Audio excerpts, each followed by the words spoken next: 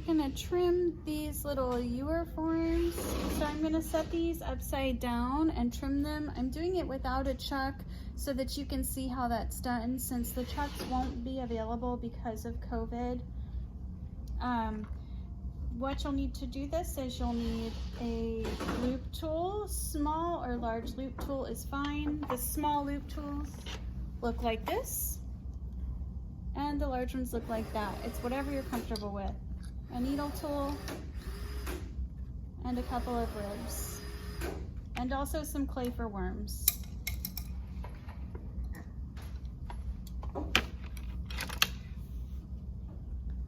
So to center this, we're gonna set this upside down and get a gauge for if it's level or not. If you have one of those small, round, circular bubble levels from home, those are helpful to do this. If not, you can just eyeball it.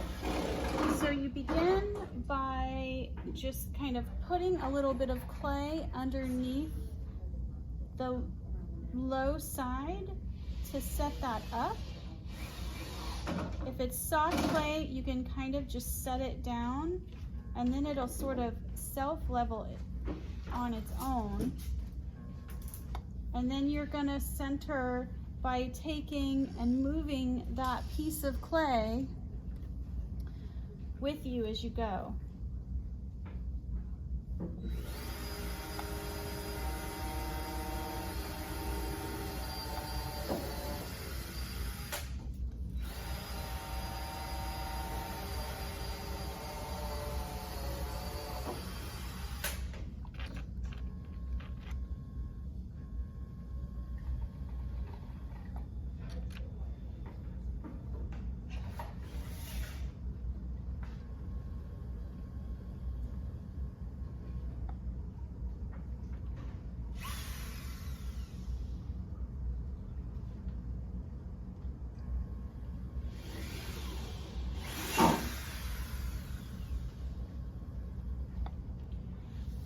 And then once you have that centered, you're gonna lock it down with some nice fat thick worms so that it doesn't tend to teeter-totter on you.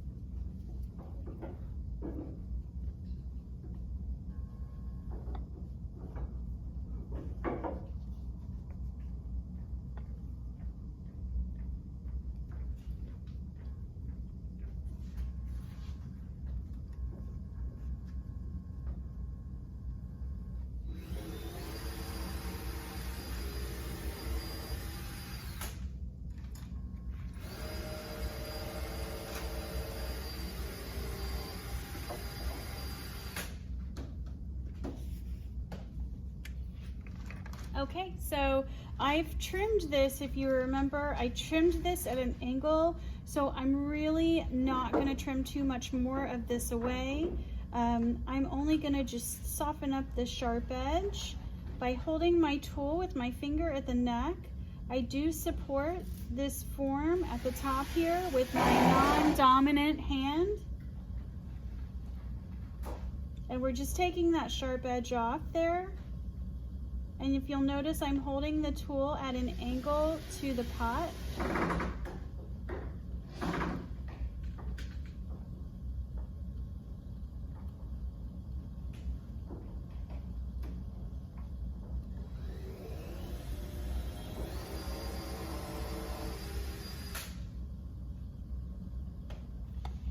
So I did not trim a lot away because I did that in the throwing stage. Now what I'm gonna do is just take out a little bit here for the purpose of glazing.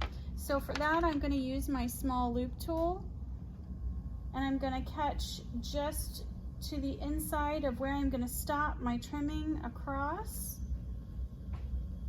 And I'm not pushing down terribly hard with this because I don't have a chuck. It's more apt to go one way or another. So just use a really light touch and go slow.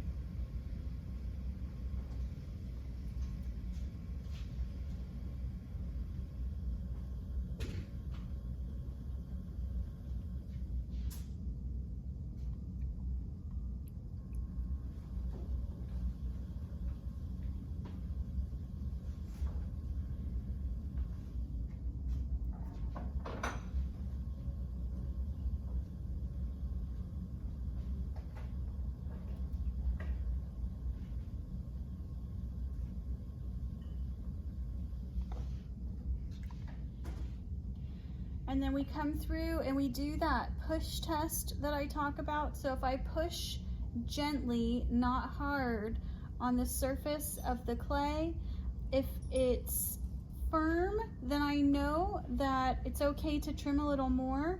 If it has any kind of spring or spongy feel to it, it means that your pot is thin or your clay's too wet. It's one of the two. In either case, you want to stop trimming. I call it the ripe fruit test. So if it's squishy, your fruit is ripe, don't trim anymore. And if it's not squishy, then it's not ready to eat and you can trim a little bit more away.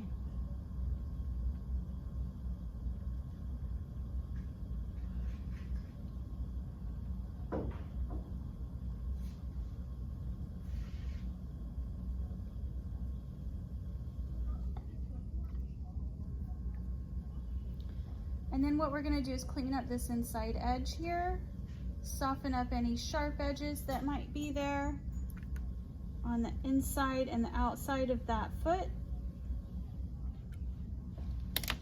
And then we'll soften everything up with our rib. So I'm using the flat edge of this rib so that I can pinch it and it will follow a curve. If you can see, if you pinch at the top and the bottom, that curve that forms, that curve can wrap around the forms that you throw.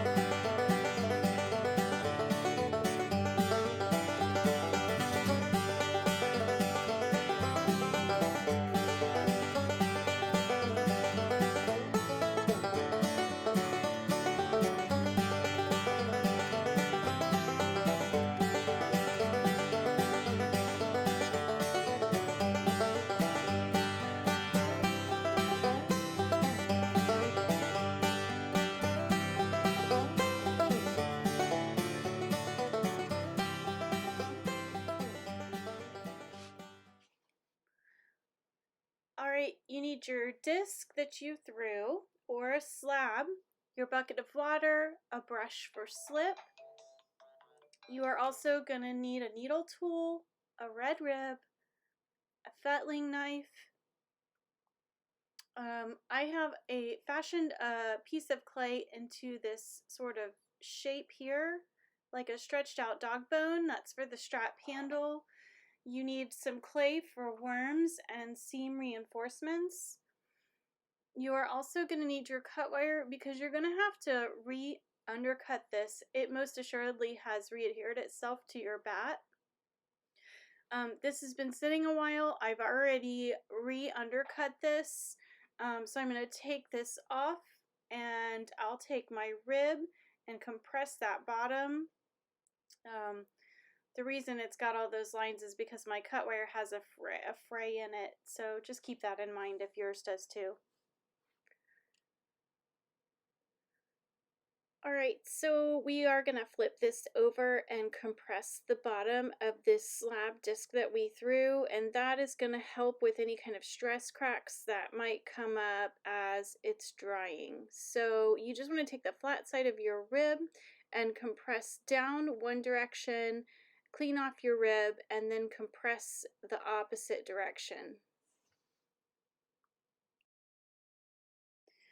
What I did next here was I slipped and scored the bottom of this and set it on the disc that I threw in the hopes that that slip mark would leave a mark for me to score the ring, where it would leave an impression of where to score the ring. It didn't leave enough of an impression, so what I ended up doing was tracing the interior and the exterior. So you can do one or the other. It's probably just faster to set this down on your disc of clay, draw a line on the inside of your altered caddy and the outside of your altered caddy, and then score both the bottom and the ring that you drew. So I mean the bottom of the altered caddy and the ring on the disc of clay that you've drawn, and then attach the two together. You'll see here in a second what I mean.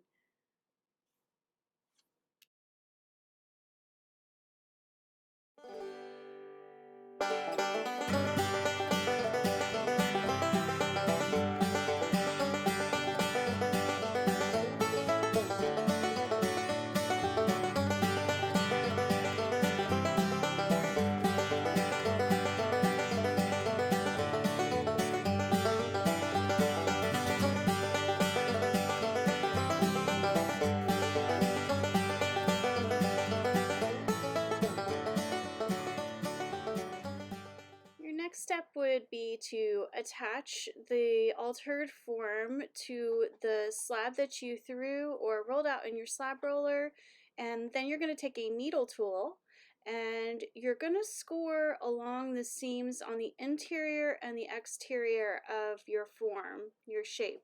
And you want to do that, it's a seam reinforcement with a really wet worm of clay, and that will also assist in keeping those two objects together as they dry and fire. I also want to mention that you really want your slab and your altered ring to be the same dryness as you attach these two things together. If you've got one piece that's really, really dry and one piece that's really wet, they tend to crack apart when they're firing and or drying.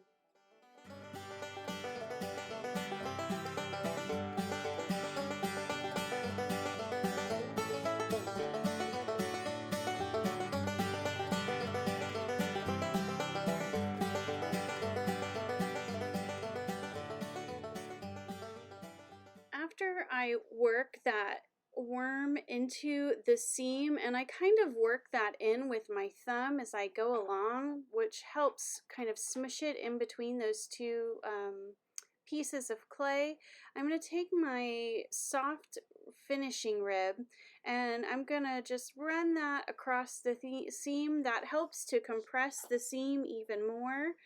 And it also helps to clean up my thumbprints and finger marks and any excess slip that I might have in there. This is nice too if you have one of these large tile sponge near you or attached to your bucket. I use that to clean off my tools a lot, because the cleaner your tools are, particularly when you're trying to clean up a seam or a piece of clay, the easier that job's going to be for you in the end. And so next we're going to take our fettling knife. If you don't have one of these, a simple butter knife from your kitchen works beautifully.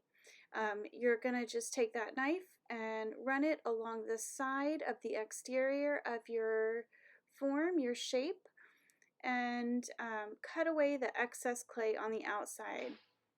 And the reasoning behind this, behind cutting it off the larger slab, as opposed to cutting first, is that it's just easier to fit the form to a larger piece of clay and then cut away the shape, as opposed to having two exact shapes and trying to fit those two things together.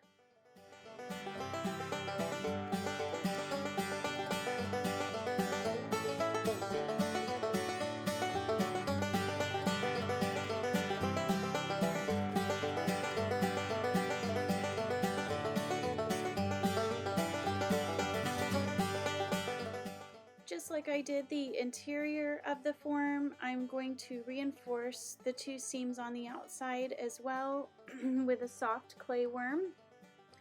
And then after you've got your worm worked in all the way around, you're going to take, I recommend a stiff rib and a soft finishing rib for this to help kind of scrape away some of that excess clay. So my green Mud Tools rib here is a little bit stiffer than the red rib, and that just will help finish everything off.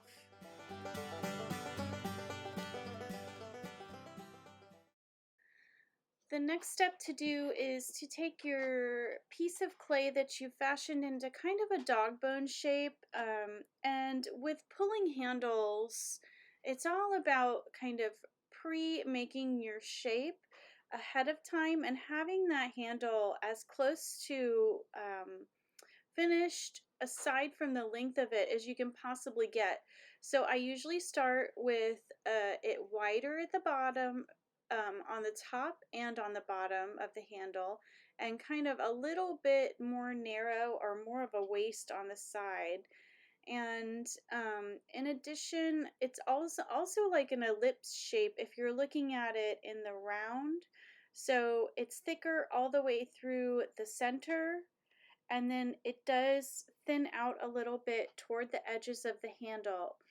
Then my hand shape is kind of forming a circular shape.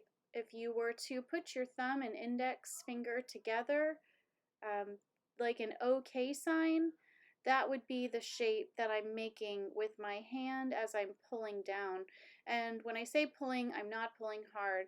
So pulling handles is really tricky business. It does take a few to get the knack of it. You'll get it. I would recommend just making a few dog bone shapes and practicing, and you'll have it down before you know it. Once you're finished pulling your handle, you're going to set it aside in an arch to dry.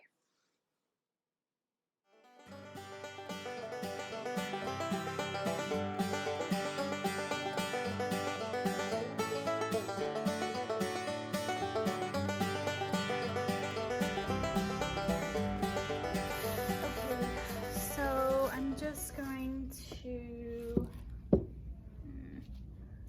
get my short form. So you're going to get your short form for these little knobs here and kind of shape them. This one is just a little bit too big, so I'm going to shape that so it'll fit down in there. I'm going to get my bucket a little closer and just start working that down. You want to make sure that these stand independently in the kiln, right? That is going to be no bueno. See how it's tipping? Because you have to be able to wax there to stand it. So just keep that in mind.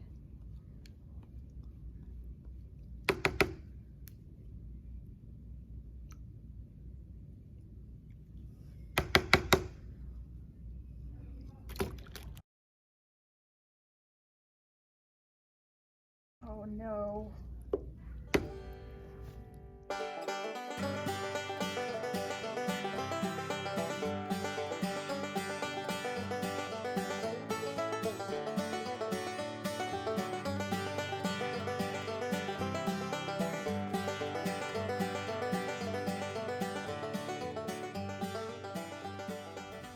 And then in the addition, I'm gonna come around with my rib or a sponge and compress those short form marks out of there.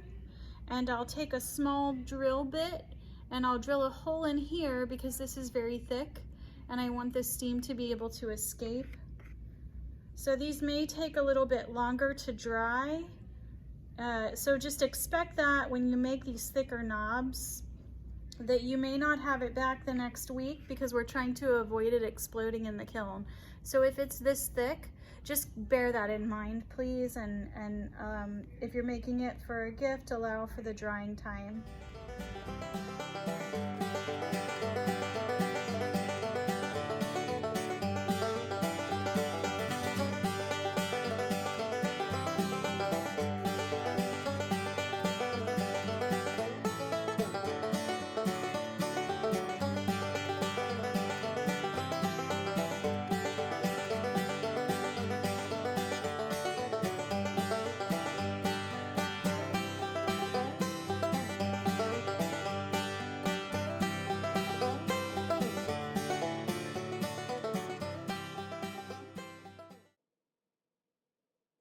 Okay, we're gonna work on the handle next. So you want your handle to be still fairly flexible, but not super wet. So I can still, as you can see, I can still kind of bend that shape and change it and modify it if I need to. But if I put my finger on it, I don't leave a finger mark. And What I'm doing here with my fettling knife is I'm marking where I'm gonna cut and even up these chunky bottoms and just kind of level those off a little bit, and that will make for a straighter, nicer connection that I can then mold to the rim of the altered form. So you're just gonna slice down and then get rid of that excess on the bottom. Place it on your form, and then you're gonna kind of work that edge down. This is not an attachment, so that's important to note. In order to attach a piece of clay, you have to slip and score, or it will not stay together when it's fired. What I'm doing here is I'm kind of molding the edge down onto the rim of the caddy, and that will make a nicer transition once I actually do slip and score it. So right now I'm just kind of working it with my thumb and index and making that job a little easier when I actually connect it.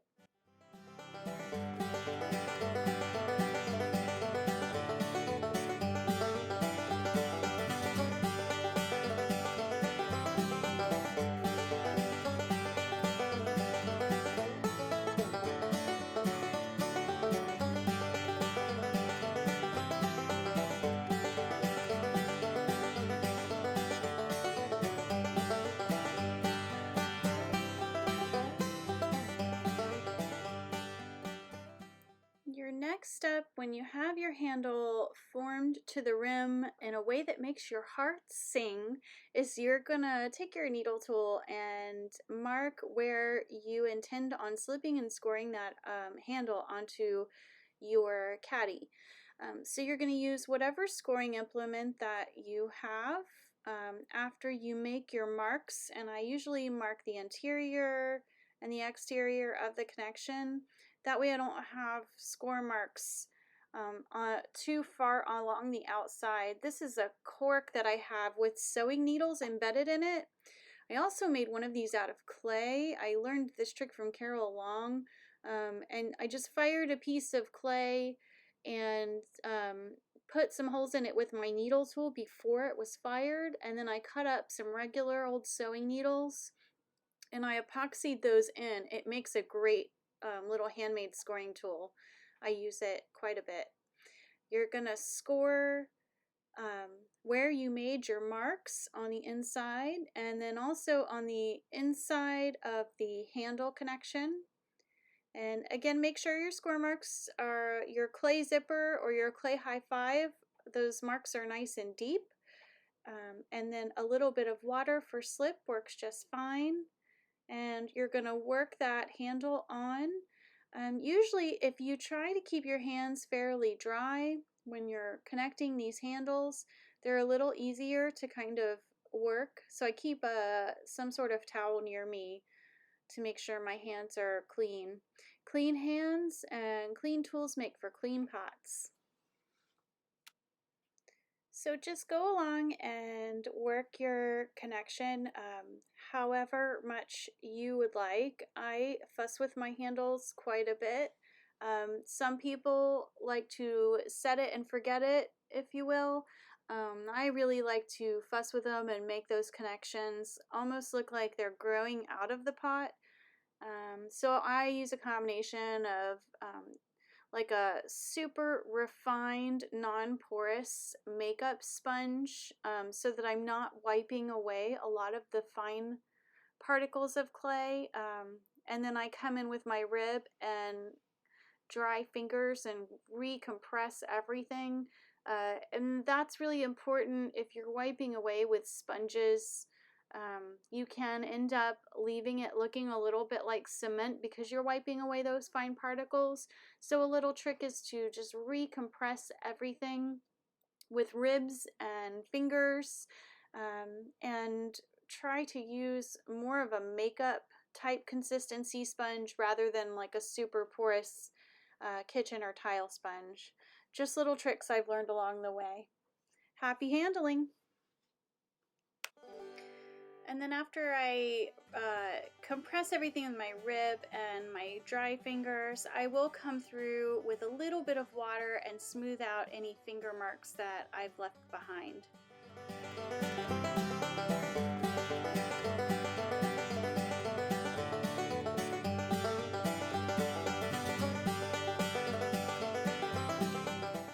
Add on any little embellishments that you want to add.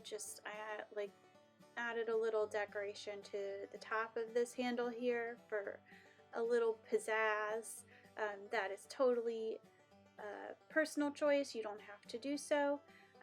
And then set them on the shelf to be fired, and that's the bisque low temperature fire for your first go. And you're all done. Thanks for watching.